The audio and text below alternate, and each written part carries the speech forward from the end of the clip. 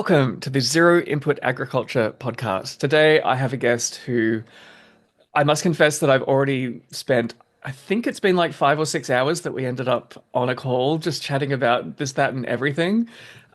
She's my kind of biologist. Today, we are talking to Harriet Mella. You obviously looked at the icon when you clicked on this episode. She is a soil ecology, agroecology specialist extraordinaire. I am not aware of anyone doing the kind of work that she's doing. And not just in an ivory tower laboratory, she's out there interacting with farmers, trying to change agriculture on every scale, and has been at it for quite a while, I think. I remember hearing about you on other podcasts a fair way back, and it's been an absolute delight getting to know you. And I'm so happy that I get to share you with the audience today and dig into more about what you're doing.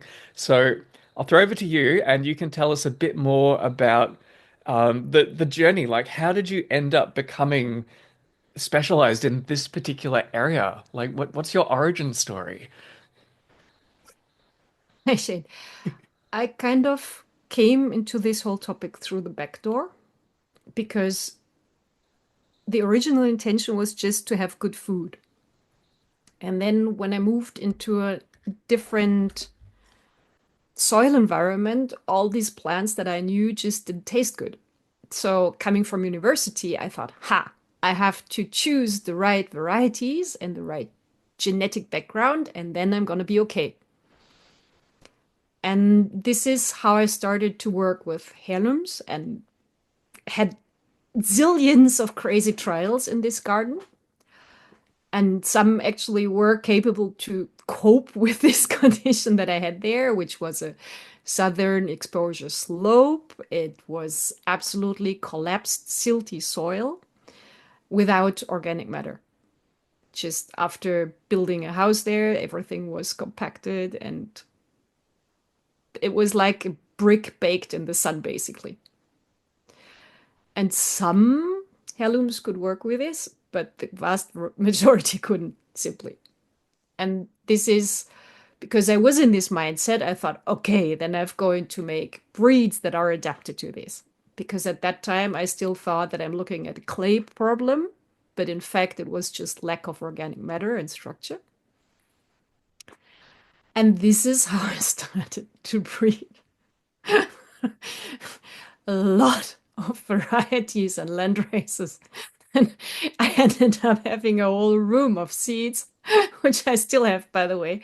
But I recall a day where I have packed something like 200 varieties of bean seeds in a cardboard box and sent it off to some person because I thought, no, I can't face all this anymore. And over time, I happened to realize that I have, in fact, a soil problem and a nutrition problem as well. And this is how I started to go down this rabbit hole and explore all this soil microbiome stuff. And this was maybe something like 15 years ago or so I started with this. Yeah. And it's such an interesting puzzle because the crop genetics is a component, but the soil health is the other. And the standard approach today in our industrial society is you just find something affordable that you can add and you can still make a profit in whatever dimension you care about. But I think what's been really interesting with your work is that you're revealing that it's often the soil biology. It's not just the crop genetics, it's the whole ecosystem that is Yeah. around that plant and how it interfaces with the geology and the rainfall and all of the other factors. Yeah. Um, and any one of those can be dysfunctional, and it can be an oversimplification that you just change the crop genetics and it's you've solved that Yeah. problem. Often that's not the only or the best approach, and that some and it's not even necessarily, again, I'm trying to think how to put this. This podcast is called the Zero Input Agriculture podcast because it has that ideal of finding ways of growing food that don't rely on all of the inputs that many forms of growing have become addicted to. And often genetics is part of that. But I'm really grateful that I've got to know you because I'm starting to appreciate that there's all these other elements that are beyond just crop genetics and not having inputs. It's the whole management technique. There's so much more to it. So yeah, I'm very grateful to have you here. But do you want to tell us a couple of stories, a couple of like case studies from your garden where you kind of went through that process of looking at genetics, but maybe realizing that there was other elements with management or soil that came in as well? Yes, of course. Um, so I would like to go back first to comment on the zero input. I mean, you can imagine that after building a house, your budget is a bit tight. Hmm. So I was actually in the situation that I had this garden and I wanted to feed on it, and I had no money for input. And this was maybe good because I could not go the standard pathway, just go to the shop and buy stuff and put it on my plants. I just had this idea. And I mean, today I laugh about myself because what I actually attempted was to grow tropical crops on top of everything, like, all these sensitive hot climate legumes on compacted soil on a mountain slope in a cold, short season climate without input. This was pretty ambitious, I'd say now. But the thing is, what I had to explore then was like, I went into the old biodynamics and looked what they did after war, for example. And I saw that their composting techniques, for example, were pretty advanced and their preparations were very interesting, or also the work with just plant teas or weed teas for nutrition for the plants. And so when Jadam caught up in, or KNF caught up in how do you say that, in momentum, that wasn't unfamiliar to me, that idea. And I really enjoyed working with these concepts. And it was the first thing that I saw to make a big difference in soil structure. That was the epiphany. I was in the garden and I had these heirloom peas there that had been sitting on rock hard soil forever and not opening it up. And after the first foliar feed with a KNF plant tip extract, it was like, whoa, you can all of a sudden insert your hand into the soil. It's nice and crumbly, as I was used to on other places, without compost, without all this. And before I had just, that you put your hoe in and you have a lump and you don't know if it's a stone or not. And Hmm. you go in the rain once into your garden and all of a sudden you have soils that are 10 centimeters thick. Yeah. These things, because the soil is just so sticky. Mm. And to see this go away just in a couple of some weeks, I was like, something magic is happening here. Mm. And that really caught my interest. But I couldn't stabilize it in the beginning. It just was coming and going. And for this, I kind of got hooked into this interaction from the plant with the soil microbiome in the soil. And the main crops that I had been working with, it was basically the biggest ones, I think, were tomatoes and peas. Tomatoes was because my daughter is a huge fan of good tomatoes. And I had to grow them, as simple as that. And I couldn't because I had super bad Phytophthora problems. And I thought, yeah, that's easy. They are self-pollinators, and I just make a screen. So I hooked myself into the internet and I ordered, I think it was 130 varieties of tomatoes over the years. And I had them sitting out there and they were growing fantastic until July. Mm. And then every single season in July, I just could take them out and have a big trailer with tomato vines that were yucky Mm. to be disposed of. And as I was a good girl and thinking of disease hygiene aspects, I was just rolling them out to the dump somewhere, which was a lot of work for nothing, basically. Mm. The interesting thing that happened, and that also was kind of raising my attention to the other factors, was that I was selling at this time to make some money transplant on the market. And I was selling them in the trial phase. Of course, you buy seeds and then you do 6 plants because you need two. You have 4 spare. So I sold these. And I said, well, these are for trial. Look if they are resistant or not. And then people came back over the years telling me that I had sold them super tomatoes. They were fantastic. They didn't get any disease. And I was like, oh, but they did on my place. Mm. And I tried everything. I was mulching with straw. I was pruning them. I was not pruning them. I had them in front of the roof. I had them, wherever. Mm. But they were still getting disease. And that was the moment where I kind of pricked my ears internally and I felt something is going on because some people even told me that these tomato had gone to seed, some fruit was left outside, and then they were reproducing without Phytophthora. Mm. And then I met a man who told me, "Nah, I don't have Phytophthora on my ground, not at all." And I was like, "Oh, tell me how you do it." So he told me that he was basically working a lot with river mud as fertilizer and no other fertilizers. And he left his fruit outside, buried under leaf mulch. And only in the spring, when they germinate by themselves, he would then take them and foster them and prick them out so they had enough space and all this. So basically, they had an unbroken cycle with a microbiome. They never dried out. And that was at that stage, I already could spot and appreciate that. So I thought, that's kind of smart. And in the end, that breeding project, with adaptation, I was then picking up work with Mark Christensen in New Zealand, working with these orange tomatoes high in tetracyst lycopene. So I have still far too many tomato varieties.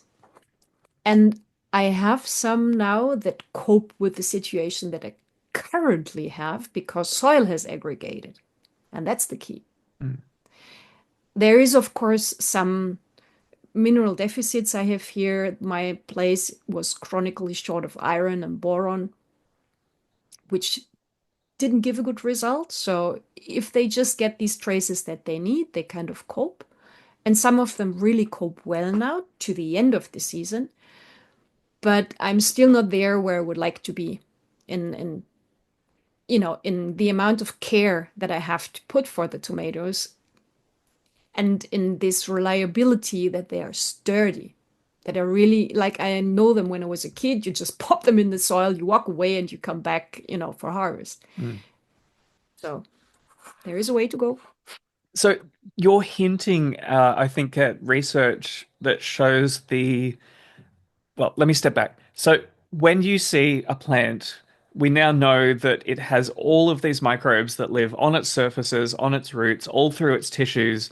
There's bacteria, there's fungi, viruses. Like there's a whole ecosystem of microorganisms living in association with pretty much every plant that you can imagine. And I think there's some evidence emerging that when you dry seeds down and store them, that some of that microbial population can get lost. And not every microbe is as hardy and is happy to sit in a dry packet in a refrigerator for 5 years waiting to grow again. And Yeah. do you think that And also, accounts? Do you think go that on. accounts for some of the variation that you see in variety trials? That different varieties are coming in with different For amounts of sure. microbiome in the seed? For sure. For sure. I mean, there's what I have noticed, for example, you probably know that well when you ferment tomatoes for seeds, it can sometimes smell like a rotten dog Mm. in this jar. It really stinks. So in the beginning, I was thinking I'm super smart and I was using yeast to ferment these seeds. And then over time, I thought, this is maybe not so good because then I'm just having, of course, this ethanol production. The seed is super clean. It's very nice, no question about it. But I'm losing some of these endophytes. And for example, I have one here that seems to be an actinomycete. I do not know exactly what it is, but it shows a magenta, really a bright magenta color, magenta. And it's, for example, sitting in pumpkins or egg fruit. And when you really have them sitting from harvest half a year and they start to go off, then it will make these intense magenta colored spots at first and then consume the fruit. I mean, in medieval ages, people would have said, "Oh, it's a sign," you know. But I do not know how these would persist then. And I have seen this very same organism then, or I suspect it's the same. I have seen it on cow horn from the biodynamic preparation, coloring it the same thing with the same thin hyphal-like growth microbe. So I expect it to be the same in the plant and on these keratin things. So anyway, Mm, you have a proportion that lives in this fruit. And then over time, when the seasons were kind of okay and the tomato were happy, the spontaneous fermentation that this fruit underwent was just lactic fermentation instead of this stinky, disgusting, I do not know what.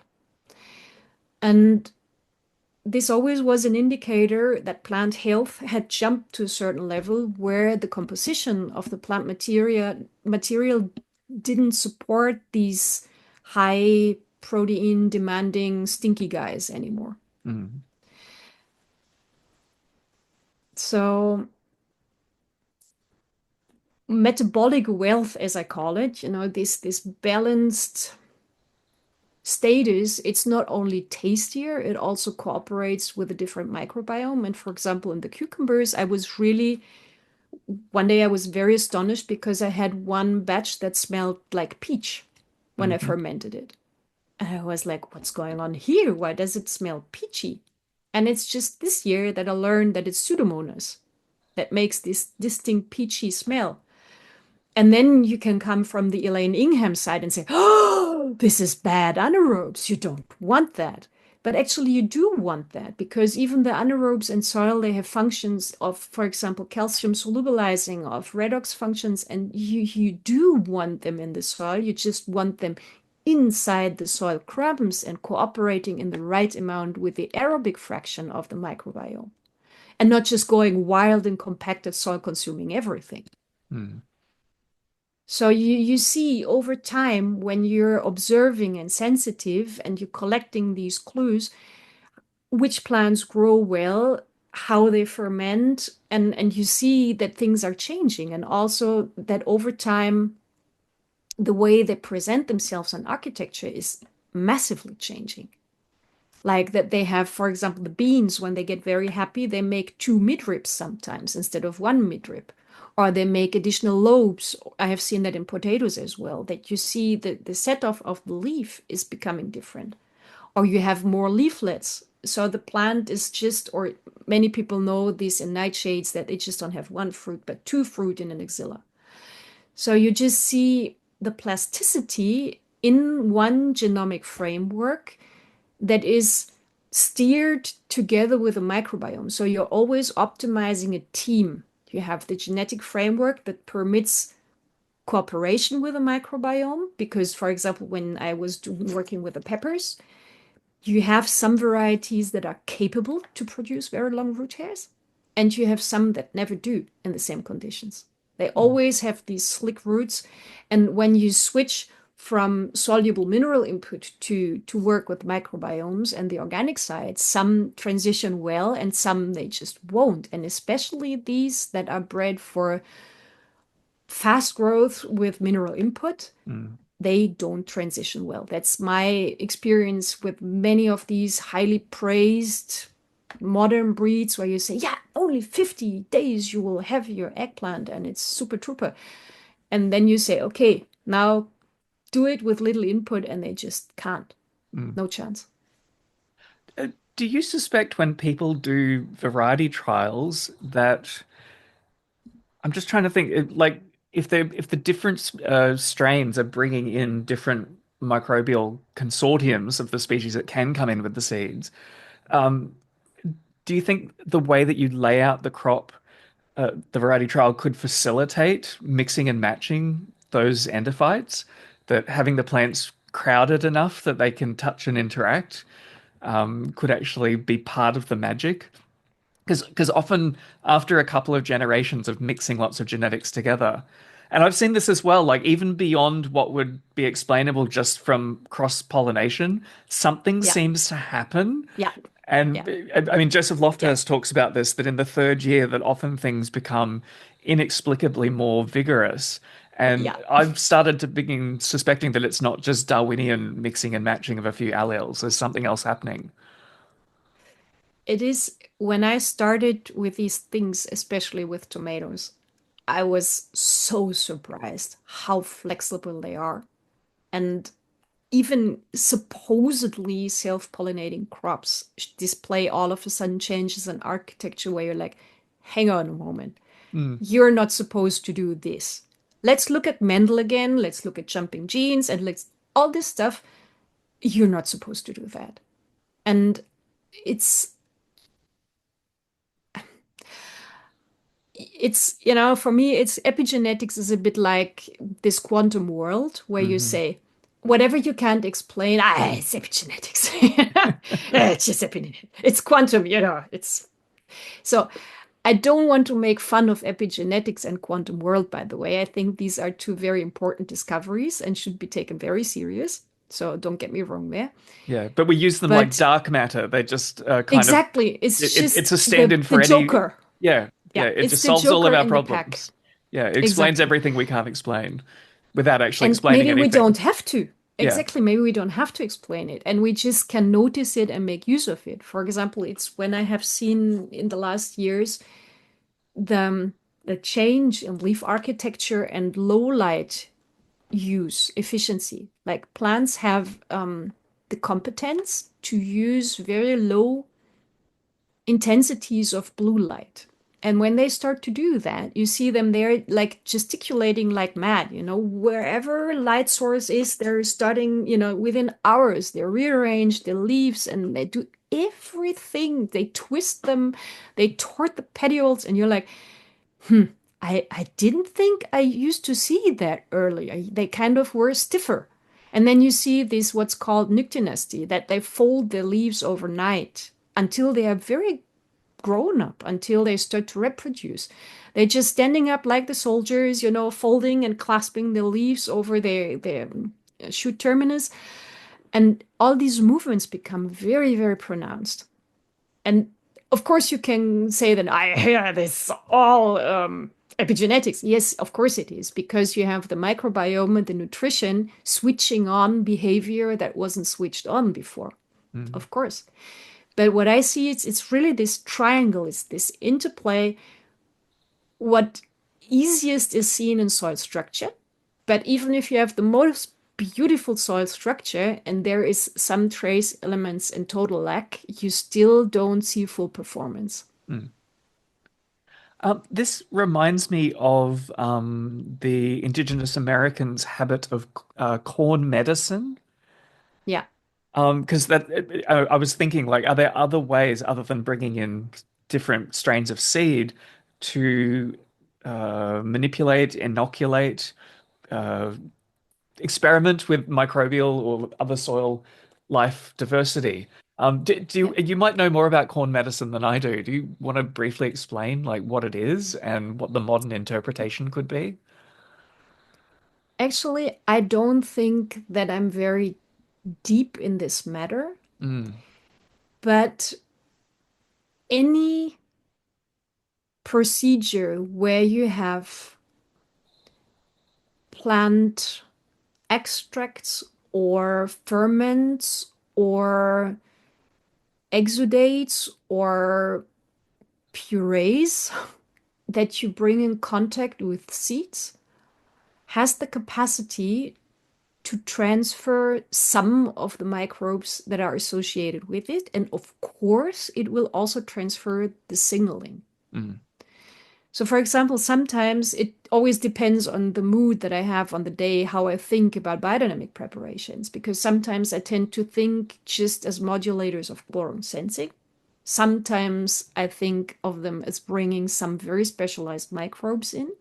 And there is indication, I mean, any true Steiner ad, apprentice will say no, it's just the cosmic forces. mm. But when you look at something that's done well according to the standards and that is undergoing sequencing analysis, you will find a certain set of microbes in there. Mm.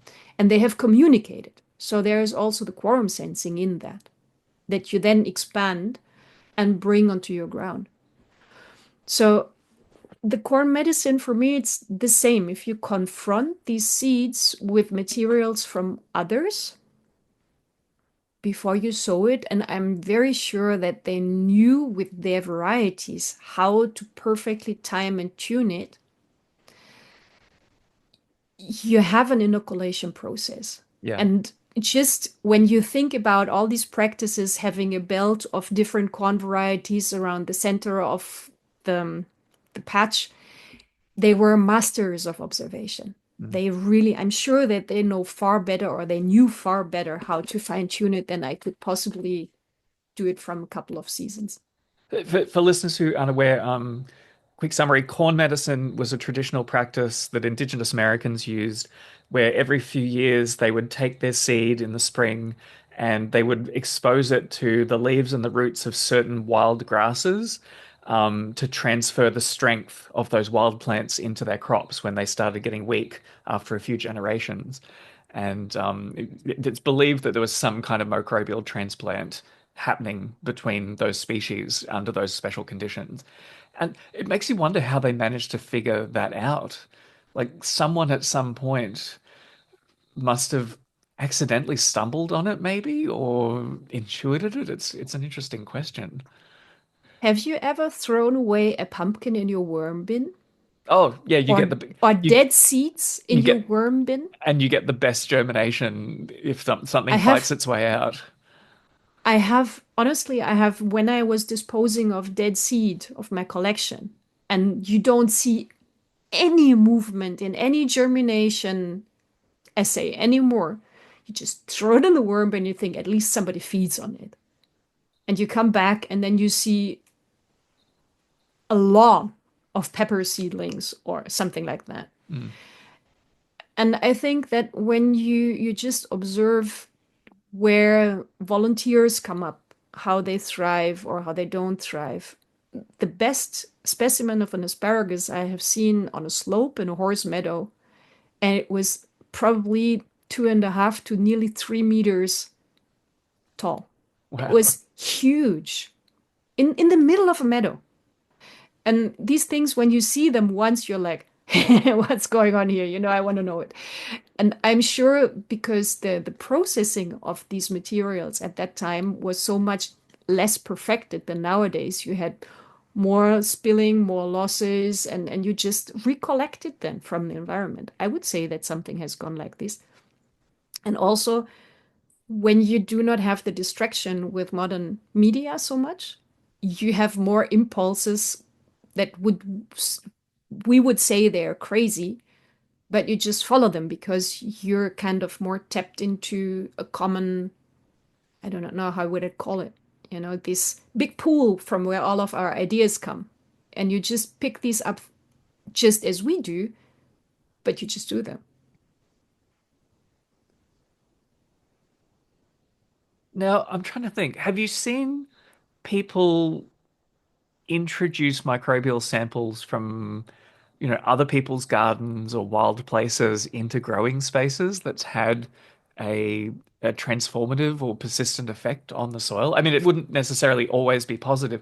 I'm kind of thinking this is a little bit like microbial transplants that people have started doing for digestive issues, because that's another complex microbial community that we're just starting to realize how important and messy it is.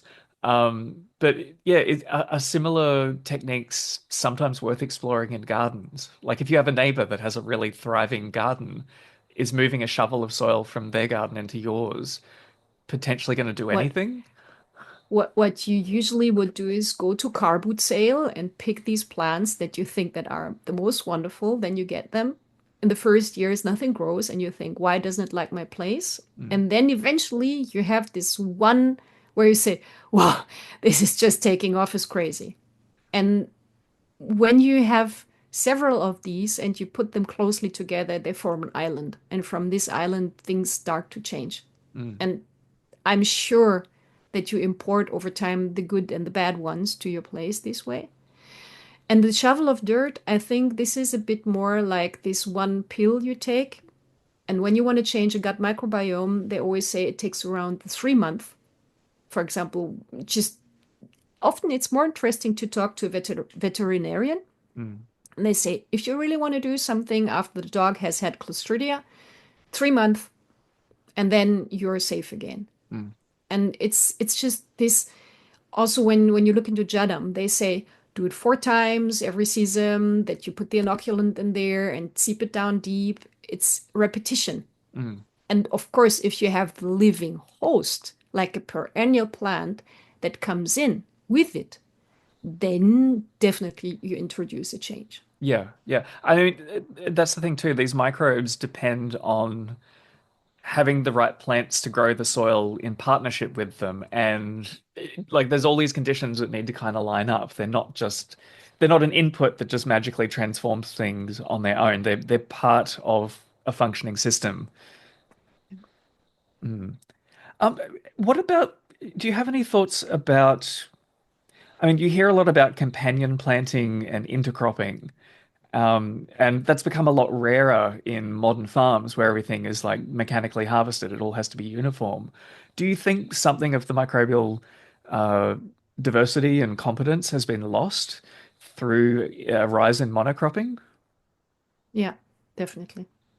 I mean, some of it can be, how would you say that, brought back through crop rotation, at Yeah, least. yeah. But we know now from science that when you have a plant growing preceding another crop, you will see this microbiome in the following crop impart. It takes it up as endophytes. Hmm. So you can bring this diversity back in part, but plant society as such, it is another level of existence, I think, for plants to have their bodies and to grow as a crew together, interlinked with mycorrhizae. This is a total different state of being. And also, what has changed in my perception is I do not see a plant in isolation anymore. Mm. Mm. Because when the underground network is functioning, you just see it's a community. It's this whole thing is one organism. Well, extending from that idea, um, we now know through like managed intensive rotational grazing that the activity of animals has a really important part to play in stimulating plants that then has follow-on effects on their microbes that then changes the whole soil in the ecosystem. And I'm wondering if in like vegetable gardens and cropping systems, what possible impacts could human activity be having on that environment? Like when you touch a plant and like shake it, you induce like a stress response in it, which then is transmitted to other plants and to the roots and the microbes. Um, I'm curious. Like I've just suddenly started thinking about that.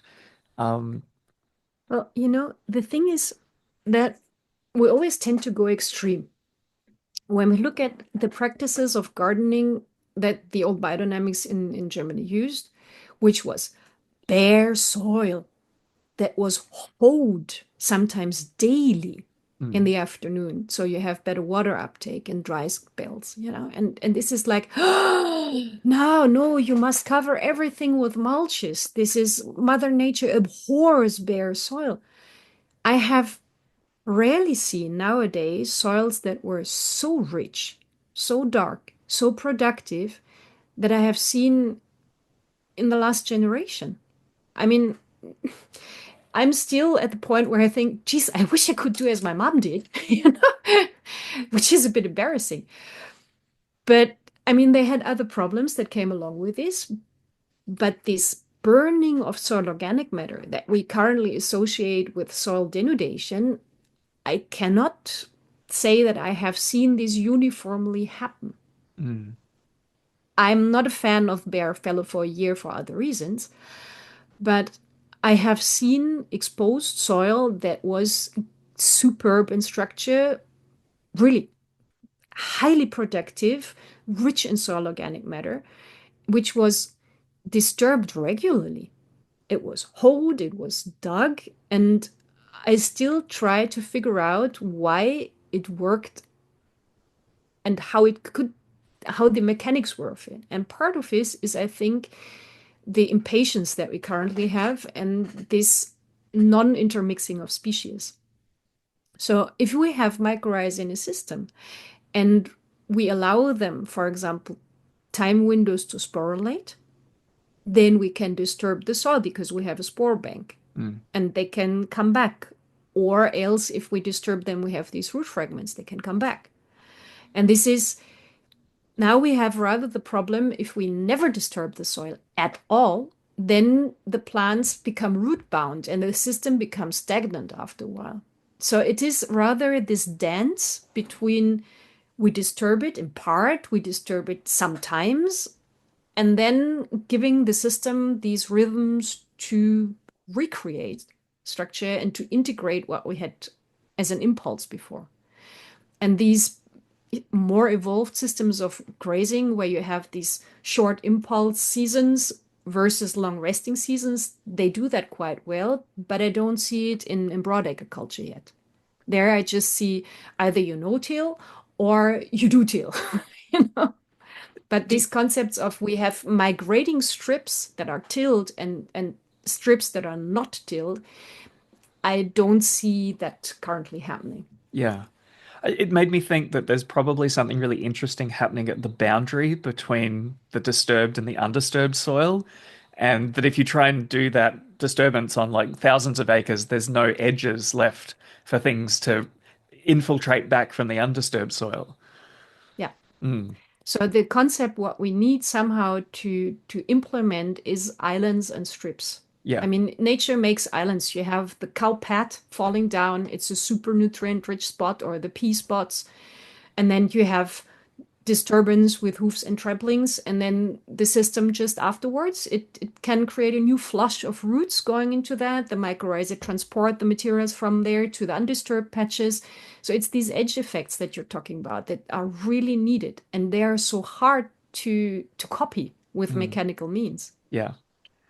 I would love to pick your brain about a failed crop I just had. So Oh, I planted a big maize crop in some ice cream bean legume tree rows, which are really useful here because they canopy over and all of the understory weeds just dies off in the shade.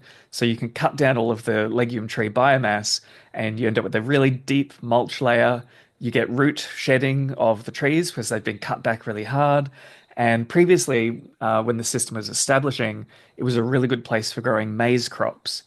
And this year I put a maize crop in, and I'm starting to suspect that there's almost too much organic matter building up in the soil for that particular crop.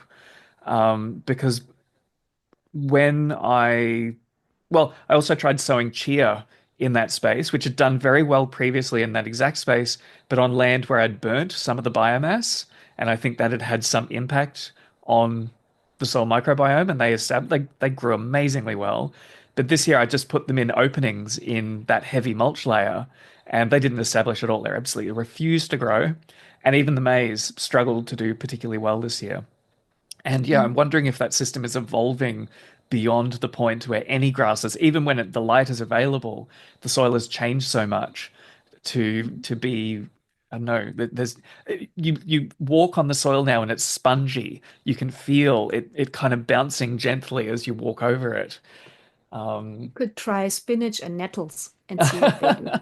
Well, I No, have I'm not. some other crops that are perennial grains that are shade tolerant, and I suspect they might work with a shorter opening of light levels, and they're species that tolerate shade the rest of the year. So I'm going to try some different species in the space. Well, this is basically then you come to the point where you can go into these old rotations where you have, say, you have these just really leafy, fast expanding crops first that Hmm. just take up the too much, and then you go into a fruit crop, Yeah. but not in first place. So from my experience here, which may be vastly different, but if you have soils that tend to lose their structure, And when they cut trees here, they collapse. And then what you see is thistle growth Hmm. in the first year. Huge amounts of thistle. And I think that what you say could be the same mechanism. You have just this root shedding and you have a lot of organic matter. And then when the structure collapses, it's, as you say, the balance is lost Mm. a bit. You have Mm. too much available fresh nutrients for fruit crop, which the corn is basically. Mm. So I would rather go in, and also chia is not like where I say I would want to overfeed it. Yeah. Yeah. So I would just go in, maybe even in mixed culture with something that really mops up this put an amaranth with it. I could try that. I'll give it a go. I think I So need to do give more it a mixed go. species Just cropping. for curiosity. I mean, put pumpkins with it and amaranth. So they really mop up this excess stuff and then see if the corn, I would expect that it goes better now. Yeah. Yeah. Yeah, I suspect as well it could be actually too much nitrogen because I saw a lot of caterpillar damage on the crop Hmm. this year, more than usual, even when they were really immature, barely getting started, and the caterpillars were already hitting them. And I've started to see that as a nitrogen surplus. And here, when you have legume trees, the only one that I have in my vicinity is Robinia. Mm, We over the time we see nettle growing under them, nettle and these gallium that are sticky. So mm. this is really high nitrogen indicators. So maybe where you need to mix the system a bit. There's two other things I've thought about experimenting is trying to cultivate in the area without dumping all of that leafy biomass where the crop is going to grow.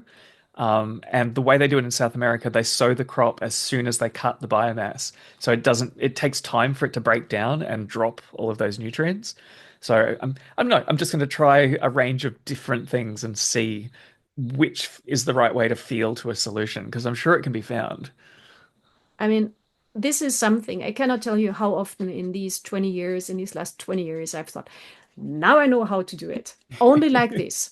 Mm. And then you do it and the system evolves. And again, you stand there like a penguin and you're like, what the hell is going on here? It has again overtaken me, Yeah. and it once you're on this journey, it requires huge flexibility to constantly adapt to what's on the menu now. And sometimes it's frustrating, sometimes it's exciting, but it surely keeps you nimble, Yes. It's Yeah.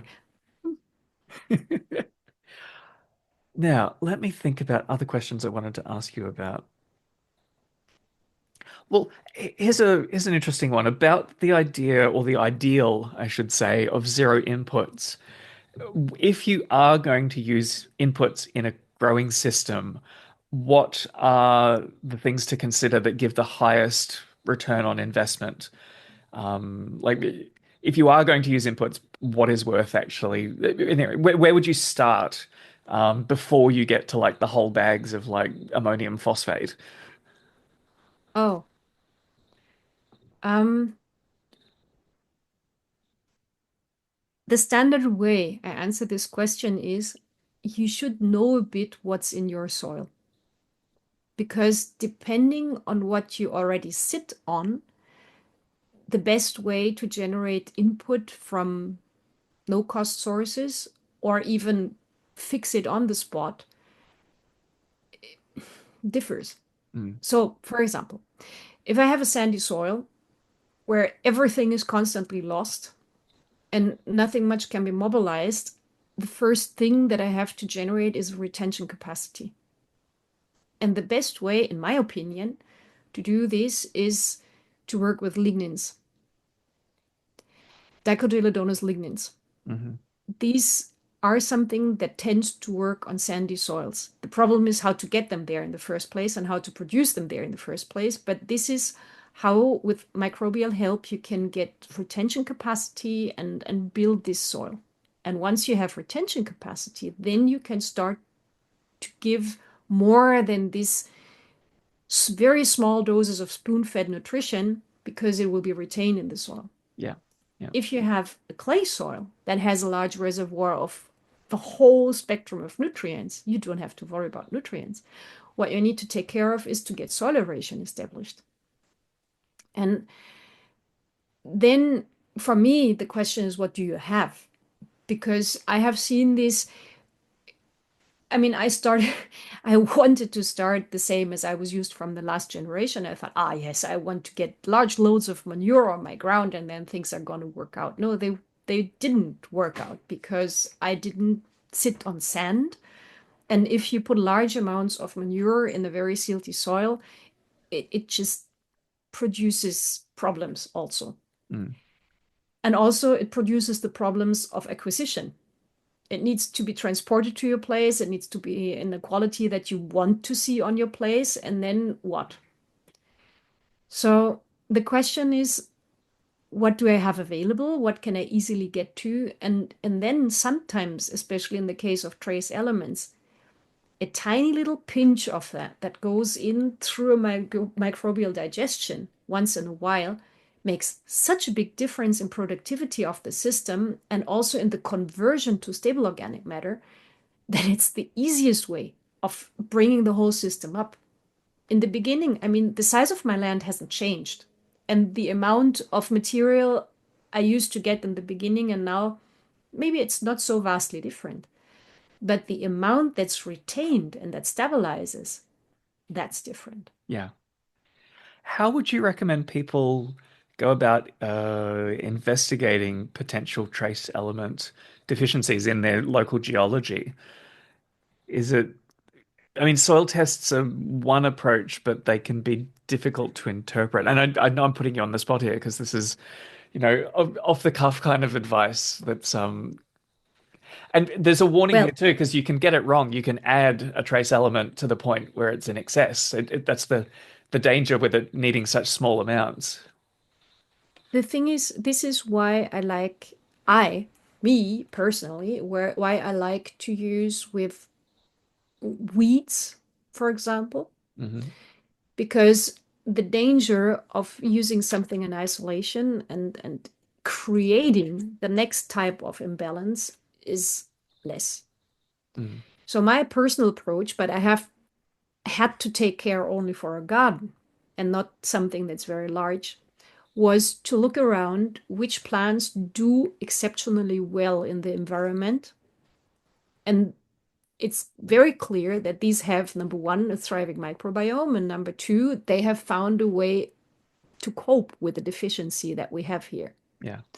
And there is several ways. Either you accumulate or import, you are very good at grabbing that, what's missing. So then it's a good input for you. Or else you have found a way, which is in many cases a microbiome that functions with a workaround. For example, when I started my journey also as teacher, I was a huge fan of molybdenum additions because we know nitrogen fixation, nitrogenase works nicely with molybdenum. It's a super efficient way. So we see molybdenum deficiency in so many places. We add it. And when I was doing the work for the carbon course, I found, yeah, there's variants of composition of the nitrogenase. Some works with vanadium, some works with iron, but with iron, it's not efficient. You lose your energy because it's hydrogen projection in there. Oh my God. And I thought, no, molybdenum is the way to go. And then last year, I came back to this topic of anaerobes because we have in grasses, we have Clostridia. And we have Clostridia in animal guts, and Clostridia is so bad.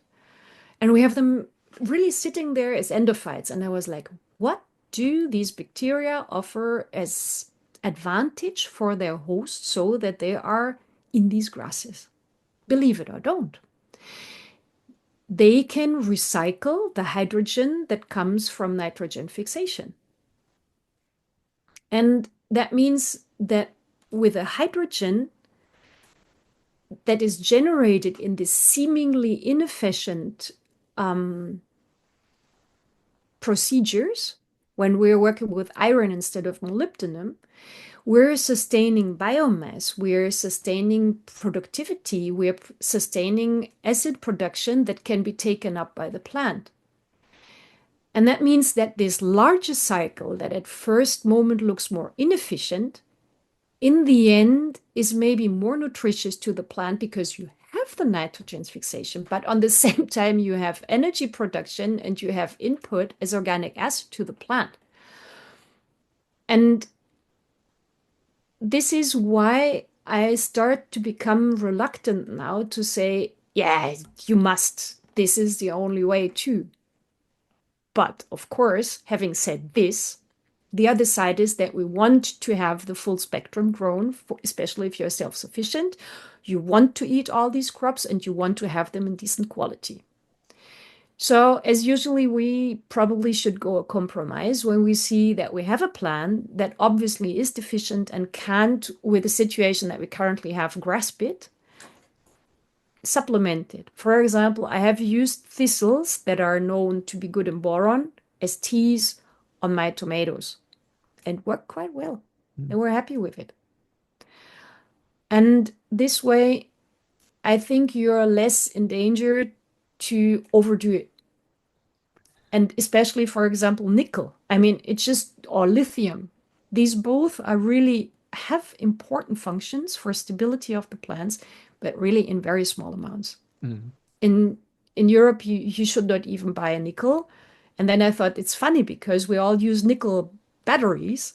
So basically you have it in your household everywhere. Mm. But I do not encourage anybody to just pour a whole battery on his property. It's just really the context where it's in. I'm really interested, just as an aside, if you survey huge landscapes, you get these little pockets of really weird soil occasionally. And I know Mhm. it might be in your area that there's pockets high in zinc and cadmium, and there's specific species of viola that only exist on these like functionally almost toxic soil types that other plants struggle in. And because these special little violets have figured out how to cope with those imbalances, they've got it all to themselves. But it's just that one little patch on the side of one weird mountain that they love being. And I think that's something really important for people to consider, that whole landscapes have that kind of diversity and it's often hidden. And no one's going out there doing a million soil tests, like sending them all off to be chemically analyzed. It's completely infeasible. But when you see a diverse plant ecosystem, where there's like just one weird patch where a certain thing grows really, really well, it can be a reflection of that diversity. And you can move as many like wheelbarrows of dirt around that you want, and you're barely going to scratch that underlying foundation. But this gets me to think about. I'm really interested in terra preta, the way it was used in South America. And it's not mysterious because they do it in Africa. There's African black soils which are being like made today. Like there's no, ancient wisdom that's been lost. Like people do this routinely. And that's an example of a system that's built on it's a tropical soil with high rainfall, very demineralized and depleted, but there's, rainforest trees growing everywhere that can cope with that. But if you want to create fertility, you need to harness that biomass and then concentrate it through a special processing mechanism to create smaller patches in the wider landscape that have this transformed soil where all of those nutrient flows kind of come together and stabilize and create a foundation for growing particular useful plants.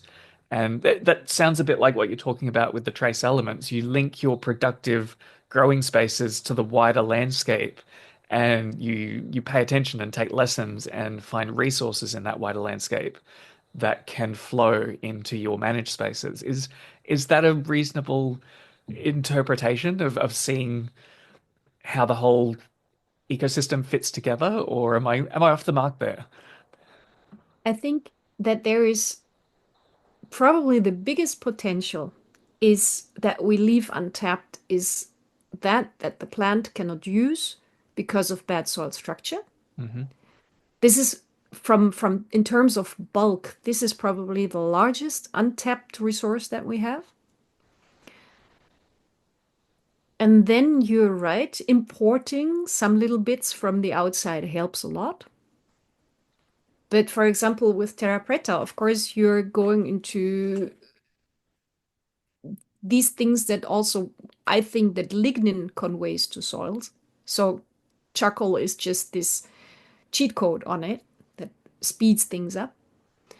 But what I used to think about soils really got knocked over when I visited Fraser Island, or Kagari. That's just up the road from me. Yes. So the thing is, for all those that were as unfamiliar with what's going on there than I was, is we have pure quartz dune basically, Hmm. which is covered with the most luscious vegetation you can imagine, and it has its own very pure groundwater. And what drives this ecosystem are cyanobacteria. And you sit there and you're like, what is going on here? You know? When you go there, you have all these gigantic trees standing in pure quartz sand, and you have this burned in picture in your mind that you need these black, dark, good soils to produce something. And then you go to the Mediterranean basin, and sometimes you have soils that are pretty devoid of organic matter and rather red, and you still see that they're hugely productive. So, of course, I'm a fan of Terra Preta too, you know. So, but it's I think that part of what this concept unifies, it's that we have this capacity of electron uptake from the charcoal. We have the absorption of nutrients to it, and the capacity to be a home for microbes. So we cover some functions that are typically destroyed or disrupted in ordinary soils. And then we introduce this. What I love about this concept is it's easy going once you have it, you know? It's Mm. just really relaxed gardening on something like that. While with the other concepts, there is a lot of care that you have to timing and care and looking after things. So with Terra Preta, you set up these things and they accumulate whatever is needed over the years, and you can get a bit lazier. This is what I like about it a lot. You reminded me of a little anecdote. When Australia was first colonized, there was accounts of people taking wagons out into the landscape and the wheels sinking like 6 inches into spongy soil everywhere that they went, and that years later people would pass by and those ruts would still be cut into that soil. And during the time I've done field work, occasionally you'll wander into a relatively undisturbed patch of ecosystem, and you sometimes find little pockets where you still have that deep. It's almost like a lung. The soil is so open and alive, and you can just feel it the second you go into those spaces. And I've only Yeah, recreated like little hints of that on my system. yeah. Um, and yeah, it just really makes me wonder how universal the degradation in soil function has been across the planet over however many thousands of years you want to look back. I mean, I was really astonished when I was traveling Australia and we were talking about things, especially with Ken Banks, for example. He told us that in some plains, when they were originally tilling them, there were worms just dangling down in strands from the tines and all these, and also the snake worms that you have in Australia. I mean, they're fantastic creatures. Mm, And how would these have been able to evolve and persist over all these long geological time spans if the soils had been barren and compacted? Impossible, mm, unthinkable. So we must have, the one way or the other, inflicted soil degradation. And as you say, I mean, I was already proud in my garden when I saw this brick-like soil opening up into crumbs. But crumbs, again, has nothing to do with the capillaries that we really want to see. As you say, this feeling of a lung, it's this right picture because it can breathe deep into the soil. And if you just have crumbs that are not specially arranged and have these soil capillaries, it's not the same thing. mm. I don't know if I told you, I actually have those giant worms on my property. They're like Ah, I one to, like them. they're like 2 meters long. I occasionally dig one up when I'm moving around, but they're usually pretty elusive. But um, my soil type's really strange. When it's dry, it sets like concrete, and you can like dig up a block of this stuff. But if you look really closely at it, I don't know if you've ever seen the aerated concrete, where there's like all the little bubbles through it. If you look really closely, you can see that there's all these microscopic channels running through the clay. And I've realized that if you get a shovel into that soil, even when it's fairly damp, and dig it, like, oh, I'm digging organic matter in, I'm improving the soil, you actually destroy all of that structure. And when the organic matter breaks down in like no time in our warm climate, everything slumps and compacts. And you have to go back through this steady process of getting live plant roots in there to grow the soil structure. Oh, It's not something you can create with a machete or a sledgehammer. this is this was one of the worst experiences that I've made, and probably it's good that I made it. It's after I had my construction site here, and I was really to dig 1 square meter. I took a day because I was literally standing on the fork and it would not insert into the soil. So it was just painstaking dance on this pitchfork there. It was a nightmare. So a smart man came along and he looked at me and said, "Why do you do this? There is machinery that can do this, and they have landscape gardening, so it just throws up the whole soil in the air. The stones fall down faster, and this fluffed up soil sits then on the top." Mm, And so they came and they tilled that backyard in no time at all. It was like candy floss. I was super impressed. And I thought, Jesus, I was so stupid, for all this manual, tedious labor that wrecks your joints. Never again. mm. Okay. First rain come. The whole thing collapsed. It was breaking like the Serengeti. No worm, obviously, because they all got killed. Mm, And it took me longer to restart that again than crude scraped mineral subsoil. And I'm still struggling with this patch, mm. still Yeah. after 10 years. And this was something where I thought, this is amazing how a single intervention that really fluffs and oxidizes up and kills the macroflora fauna in this soil is it's just stuck in this memory Mm. and this total anaerobic phase that it undergoes afterwards. It's very dangerous. Yeah, I always say that machines just allow you to make bigger mistakes faster. True. I mean, I recall how elated I felt, when I went out there and it just looked fantastic and I could immediately plant it and wow, so nice. But the long-term bill, it was not so nice. Yeah, yeah. And I'm not saying don't do it. So when the neighbor did something, the first thing that I did was planting a cover crop before it even collapsed. Yeah, yeah. And then I got away with the situation, kind of. But once the thing has collapsed and set to concrete, then you really have a problem.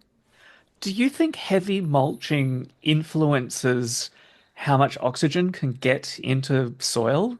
Even if the texture's the same, that adding that layer of vegetation can help. Well, maybe it's helping, maybe it's stagnating the soil if there's not enough oxygen getting in. But yeah, I'm starting to suspect that mulch is situationally beneficial or harmful depending on whether the soil needs more aeration or can benefit from a Yeah. little bit of slowing down. I mean, what I have seen here is, of course, then I wanted to do it right. Hmm? And I have worked with mulches.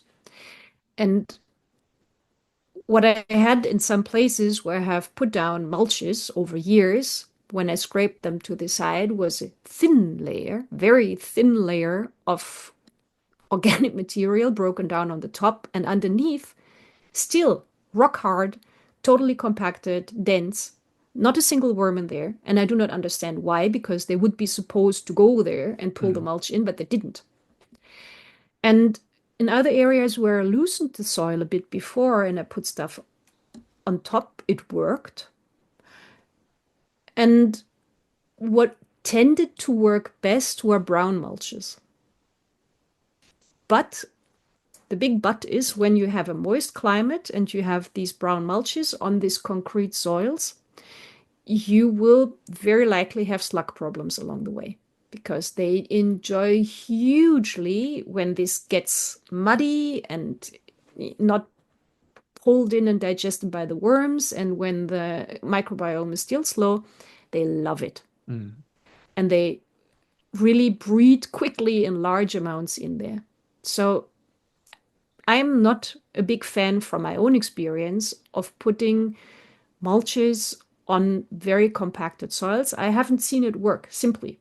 Mm. What I have seen work instead, and this was a big embarrassment for me, I have some steeper ridges where I couldn't get about the weeds, and then I had, these really bad ones, ipomea and couch grass, and these dock and stuff, and you look at it and you want to run away because it's so ugly. And yes, but after 13 years now, these are the places where the soil is pretty good, even compared to where I tried to make it good. Yeah. And that was a real defeat for my concept because I thought if you do it right, you're going to be faster.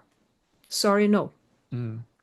Well, I know if you have just this bare subsoil exposed, this is faster when you start it the right way. mm. But when you have this collapsed hypoxic material somewhere, the weeds were definitely the best version. And again, they're growing the soil, and it brings me to a question about um, incorporating, even to use the word, harnessing weeds in your crop growing areas.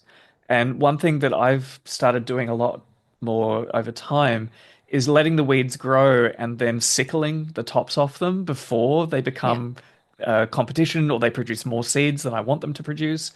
And I now see a lot of my former weed species as assets. As long as I interact with them at the right time in the right way, I would rather have them there than having nothing. yeah, Or if that weed wasn't there, then a worse one would move in to take its place. yeah. I mean, I do the same more or less. For example, I have had huge problems to get cover crops going over winter. It's just whatever cover crop I try to grow here to germinate in September, August, September, it just would not catch anymore. It would not grow to sufficient coverage. It was just a pain. Mm. And then I had the weeds anyway, plus the expense and the work. Interestingly, when I used seeds from myself that I had grown here and I would just throw them out there, sometimes I would dispose of trash from lettuce or something, they would germinate okay. Mm. So I'm still not 100% sure if it's just super bad quality of cover crops that you buy or if it has to do something with freshness or the microbiome again. Mm. But in the end, with some places, I thought, I don't care. I just let some weeds do the trick over winter.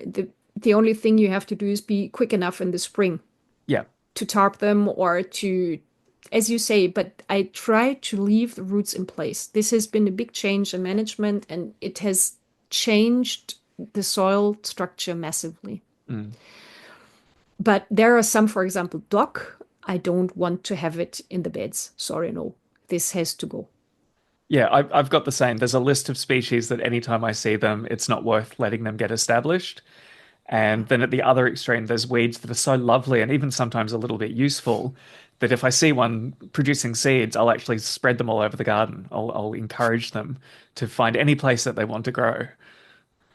Yeah.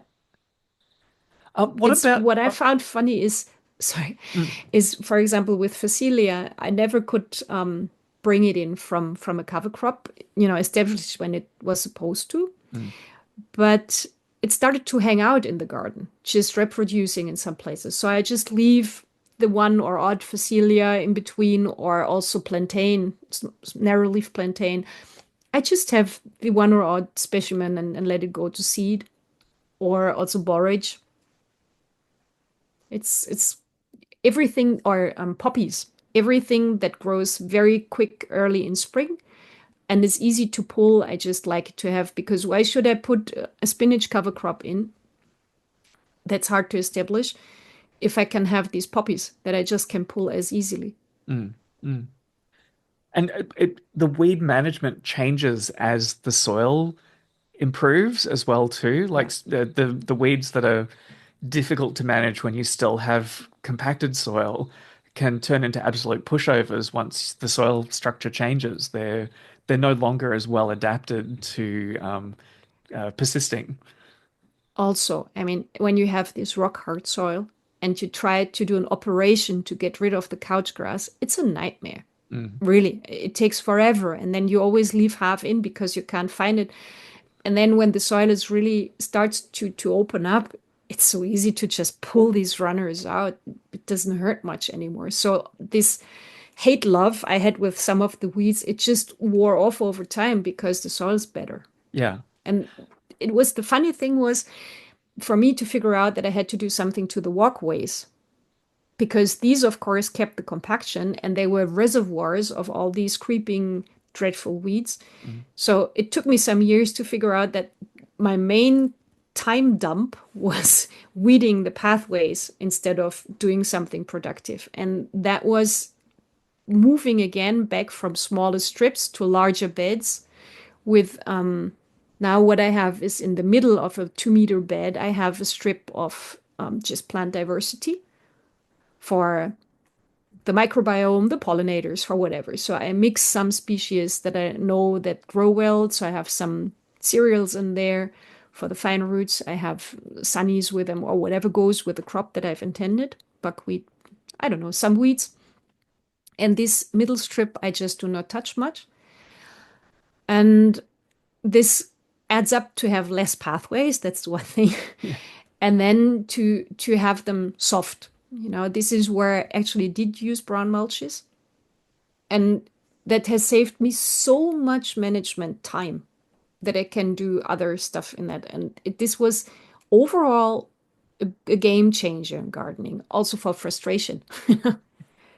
Are there any useful biomass plants for your climate? I know they're more commonly used in like subtropical and tropical climates, but are they still kind of lacking for more temperate zones? I don't know. I'm sure that there are people that come from the agroforestry side that know much about that.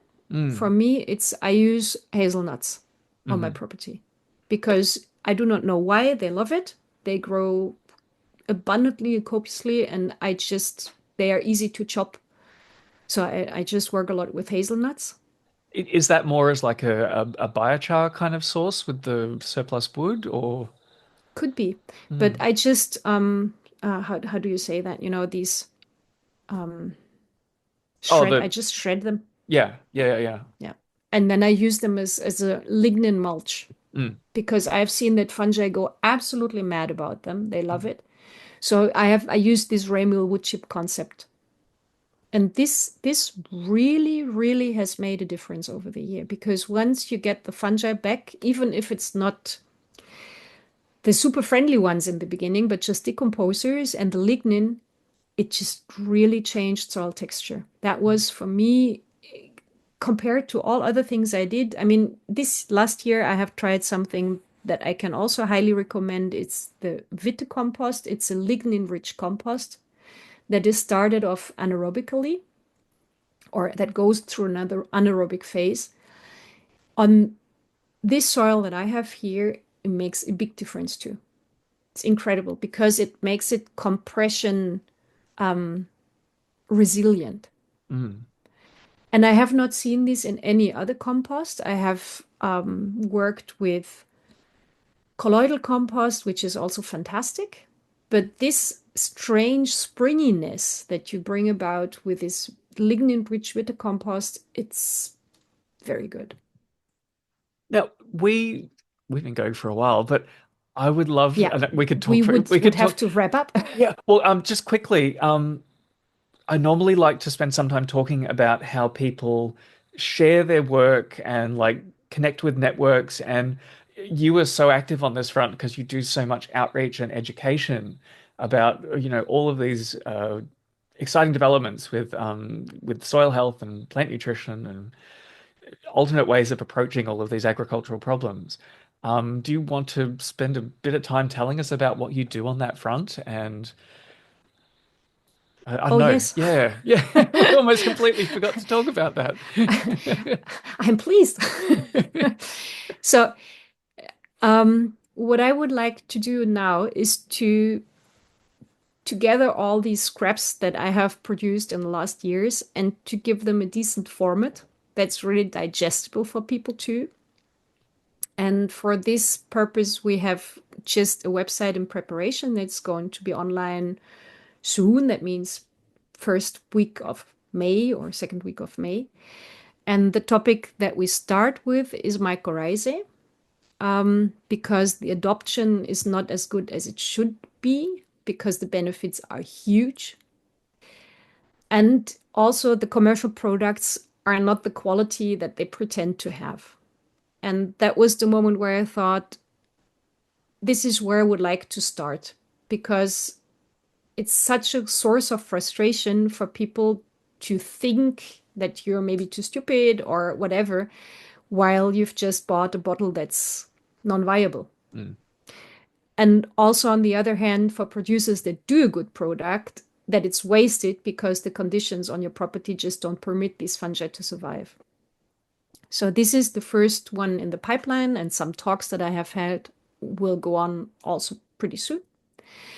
And then we're going to look at biomineralization, some maybe crazy topics and crop scouting, depending on what people need and request or what we think is most helpful. Mm. Well, I'll Yeah, definitely put very links to all of exciting. that, and by the time this episode comes out, it'll definitely be live. So I encourage people to check that out. Yeah, I hope that this is going really to take off, because what we are trying, we are thinking long term. We want to have affordable courses on it that really fulfill the purpose, and that's educating people to do good farming. And I mean, it's a way of doing agriculture that isn't just like we were talking about before. It's not the magic bullet. It's a No. whole system change of mindset. But when you get it right, the benefits are just so enormous, and the potential to reverse like the degradation that's happened to the landscape Yeah. through conventional agriculture. Well, I should say industrial agriculture, because it's only been around for like 100 years and it's done so Yeah. much damage. Yeah. I mean, this is something where I would like to just say a couple of sentences. And Mm. the number one is, it's the crazy thing is that we are all after well-being. And we have so different ideas what well-being consists of. But I have rarely seen a person that goes out into intact nature and is not caught in this spell of this clean, cool, moist, wonderful, fragrant air, and this feeling of living soil. And, this, it opens up, like you feel a space inside you, and this instant relaxation and clarity that rises when you're in such a place.